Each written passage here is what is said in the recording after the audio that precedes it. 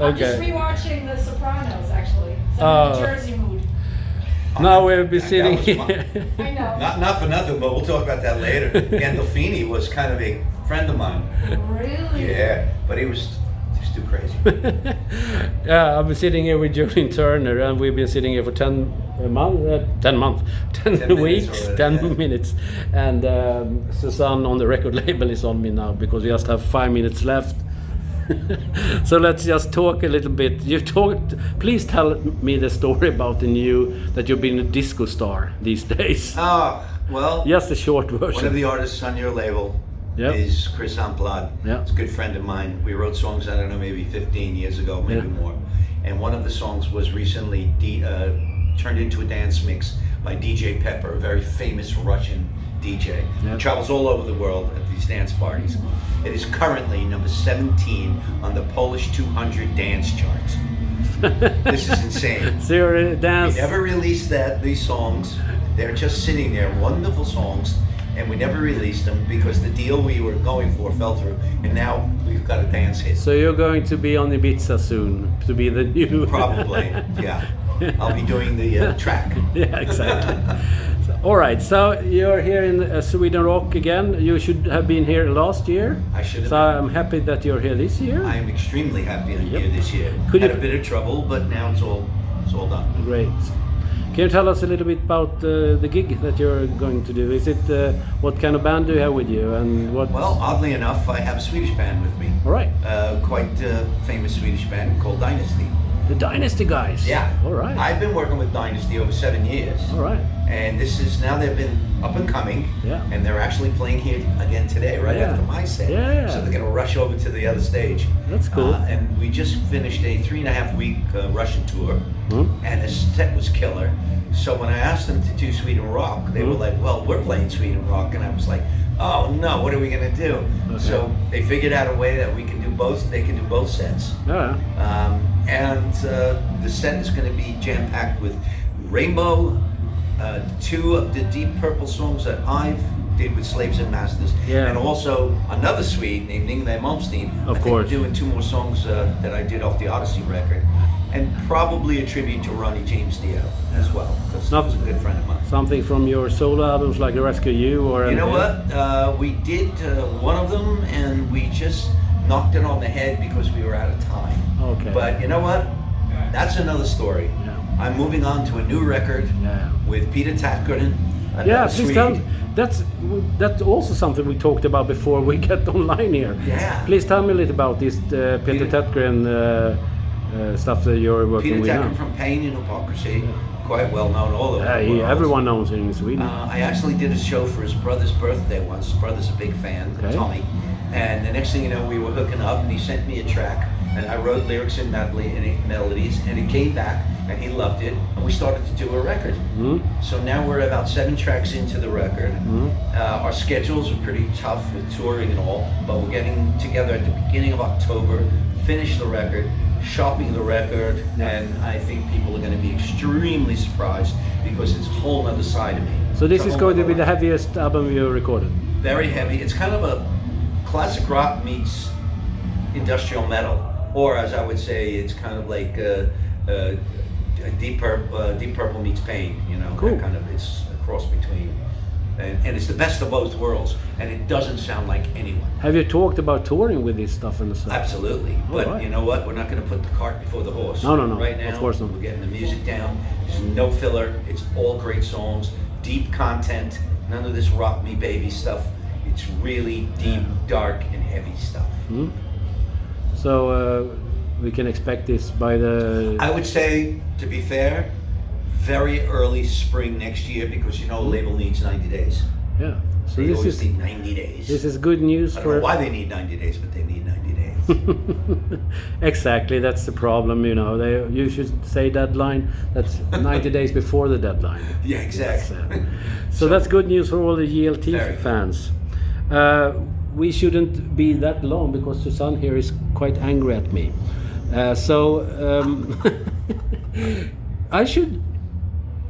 I had an idea. Okay. Just one sentence on each. If I say name. Oh, okay. Word association. Yes. Okay. If I say Fandango, Yeah. one sentence about Fandango, or two sentences. Fandango. Fond memories. My first recording for RCA Records. Great band. Very underrated and undiscovered band for its time. That's what I think. Yeah, really. And the catalog is just excellent and always will be. So. I love the Rock Candy re-releases that Yeah. Eric Oliver did. Yeah, so They're it really was nice. unfortunate that these things happen in the business. When we're talking a little about Fandango, sorry about Yeah. being 40 years back or 50 years back, Problem. but Blakemore or Blackmore? It's Blakemore, and that's the synchronicity Yeah, I know, of but life. Ricky Blakemore, who do you not prefer? Richie Blackmore. Who do you And prefer? That's another strange happening. Yeah. Because everybody thought he was kidding around and it was Richie Blackmore, but it's really Ricky Blakemore. Who do you prefer, Blakemore or Blackmore? Well, No. preferences. Look, both have their place in my life. Yeah, Rainbow is. We could talk about them for half a year. Please year. don't. No, so we jump that, and we jump Yngwie as well, I think. Or do you want to say Okay. something? Hello, nice to see you, Yngwie. Yeah, and we're going over to the Slaves and Master album. Just a quick sentence Slaves about. and Masters. What One of did my you- favorite albums. I know it's one of Richie's favorite albums. Okay. Because he said it in the press. Cool. A very underrated album again, but It is. people seem to be discovering it now. Yeah. That's why we'll do 2 songs today. from It came out in the wrong time, actually. You know, it did. Nirvana buried us. Yeah. It was when the music was changing, and all of a sudden it was all Yeah. this Seattle stuff coming out. And I never forget the day in my New York apartment. I looked around. I went, "We're dead." Nirvana killed a lot of good bands. It sure did. Yeah. Okay, and Mother's Army. This band, a super band, okay, really undiscovered. We have a 3-album box set released finally on Idol Okay. Records. Anyone can buy it, you can still buy it, but this band was extremely an art band. What I mean is we talked about very deep subjects, incredible music. Yeah. It was done live in the studio. There were very few overdubs, even though vocals were done live in a booth. Cool. Because some of the music and the changes had to be done right there and then. So we had Jeff Watson from Night Ranger on guitar, Bob Daisley It's on bass, fantastic. who's amazing Yeah. in writing.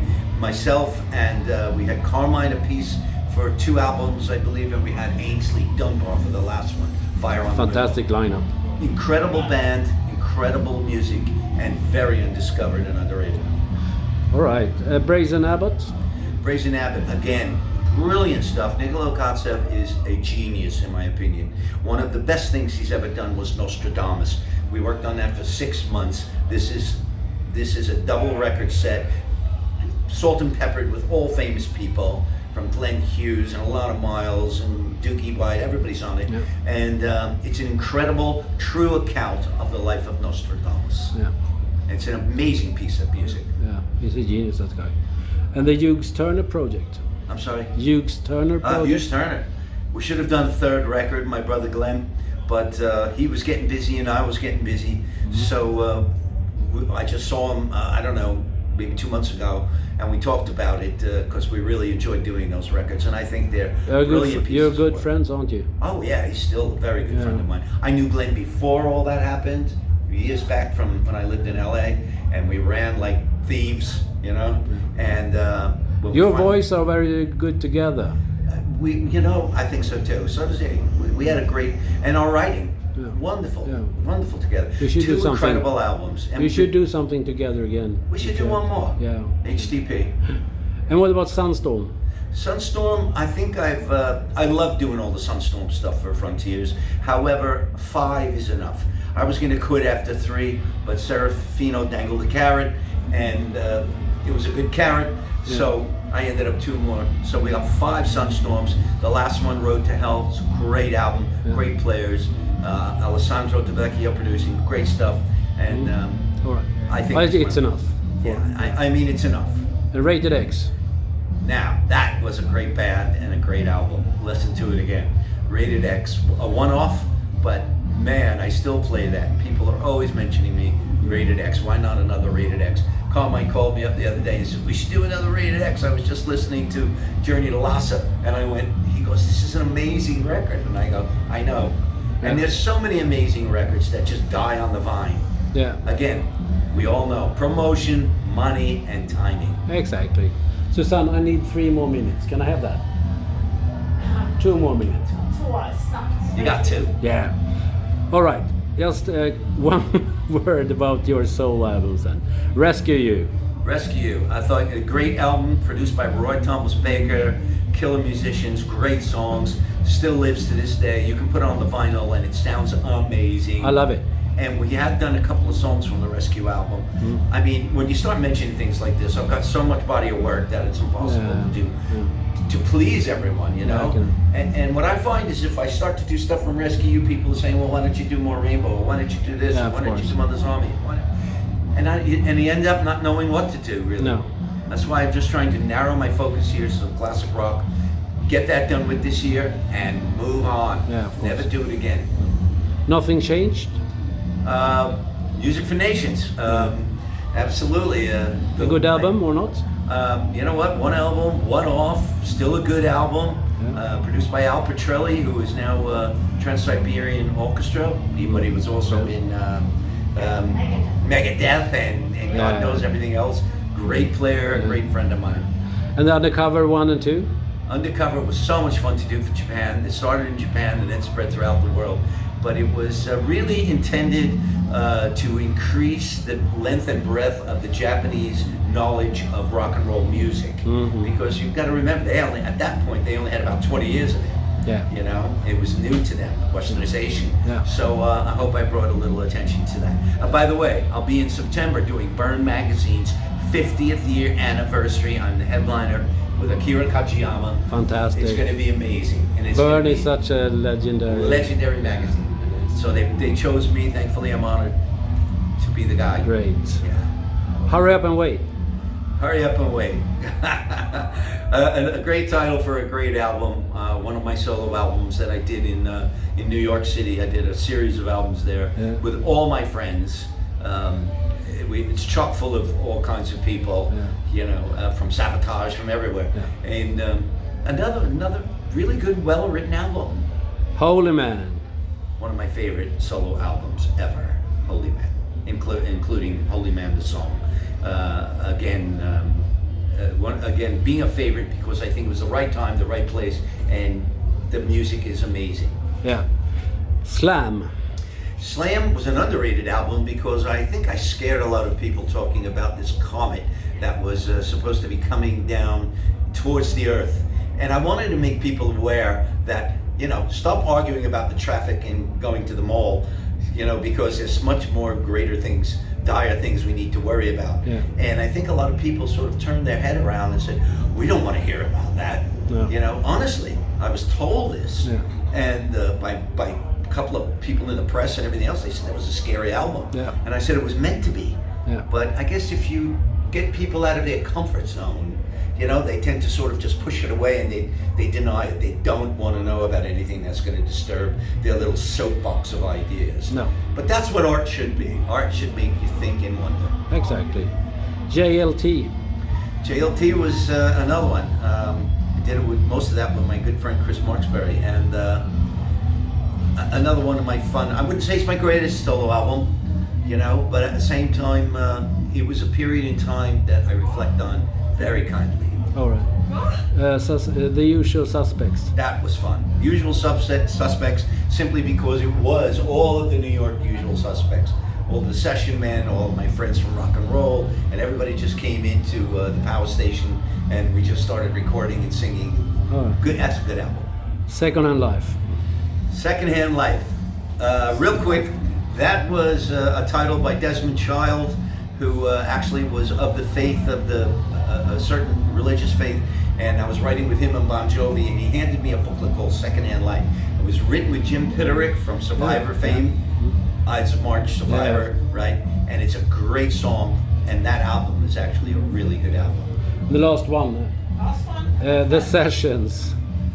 The session started from Cleopatra Records. Brian called me up and just said, look, we've got all these tracks that we're going to donate at least 10 to 15% in charity. So I started to do one-off songs for all of these cover songs, like it was The Who or it was this band or that band. And then he said, why don't we make a compilation of all these songs that you did for Cleopatra and put it out there? Yeah. And lo and behold, it became a pretty good seller for him. Cool. So I'm proud of the stuff I did. Yeah.